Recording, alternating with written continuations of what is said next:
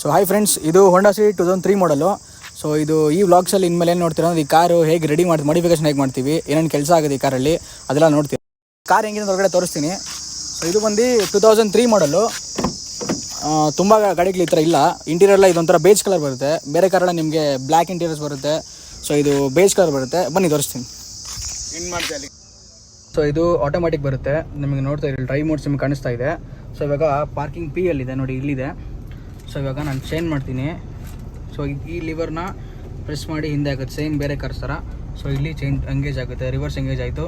ಇದು neutral. So ಇದು D4 city ಮೋಡ್ಸ್ಗಂತ ಇದು. ಸೊ D3 ಸ್ವಲ್ಪ ಪವರ್ ಮೋಡು, ಆ್ಯಂಡ್ 2 ಬಂದು ಸ್ವಲ್ಪ ಲೈಕ್ ಸ್ಪೋರ್ಟ್ಸ್ ಮೋಡ್ ಥರ ಇದರಲ್ಲಿ. ಸೊ ಇಷ್ಟು ಮೋಡ್ಸ್ ಇದೆ. ಸೇಮ್ ನೋಡಿ ಇಲ್ಲಿ 2 ಅಲ್ಲಿದೆ ಇವಾಗ. So D3 D4 neutral reverse parking change ಆಗಿದೆ.